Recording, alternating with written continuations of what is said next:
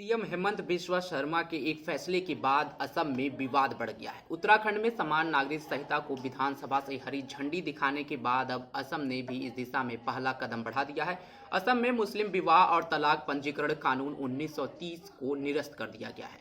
हेमंत बिस्वा शर्मा सरकार ने इस कानून को निरस्त करने का फैसला शुक्रवार देर रात को लिया, जिसके बाद अब यह कयास लगाए जा रहे हैं कि असम में भी क्या लागू होगा यूसीसी। नमस्कार, मैं सत्येंद्र शर्मा और आप देख रहे हैं इन खबर।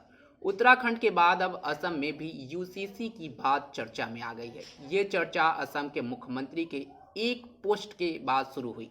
मुख्यमंत्री हेमंत बिस्वा शर्मा की अध्यक्षता में राज्य मंत्रिमंडल की बैठक के दौरान असम में मुस्लिम विवाह और तलाक पंजीकरण कानून 1930 को निरस्त कर दिया गया है। हेमंत बिस्वा शर्मा सरकार ने इस कानून को निरस्त करने का फैसला शुक्रवार देर रात लिया, जिस पर कैबिनेट की मुहर भी लग गई है। कैबिनेट मंत्री जयंत बरुआ ने इसे समान नागरिक संहिता यानी कि यूसीसी की दिशा में एक बड़ा कदम बताया है। उन्होंने कहा, हमारे मुख्यमंत्री ने पहले ही घोषणा की थी कि असम एक समान नागरिक संहिता लागू करेगा।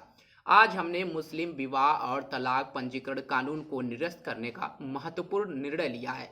आधी रात के बाद मुख्यमंत्री हेमंत बिस्वा शर्मा ने एक सोशल मीडिया पोस्ट में कहा, 23/2/2024 को असम कैबिनेट ने सदियों पुराने असम मुस्लिम विवाह और तलाक पंजीकरण अधिनियम को निरस्त करने का एक महत्वपूर्ण निर्णय लिया है।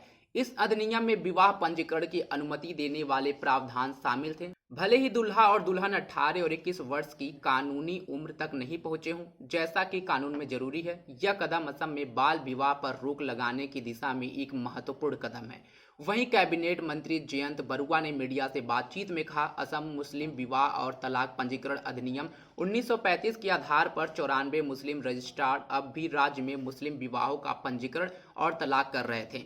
इसे निरस्त कर दिया गया है। आज ही की कैबिनेट ने इस एक्ट को हटा दिया है, जिसके बाद आज के बाद इस एक्ट के जरिए मुस्लिम विवाह पंजीकरण या तलाक का पंजीकरण नहीं हो सकेगा। हमारे पास एक विशेष विवाह अधिनियम है, इसलिए हम चाहते हैं कि सभी विवाह विशेष विवाह अधिनियम के तहत ही हो। वहीं आपको बता दें कि उत्तराखंड आजादी के बाद पहला राज्य बना है जहां यूसीसी लागू है। अगर असम में हेमंत सरकार यूसीसी लागू करती है तो असम देश का दूसरा राज्य होगा जहां आजादी के बाद यूसीसी लागू किया जाएगा। इस पर आप सबकी क्या राय है, कमेंट बॉक्स में हमें जरूर बताएं। तब तक के लिए बने रहे हमारे साथ। धन्यवाद।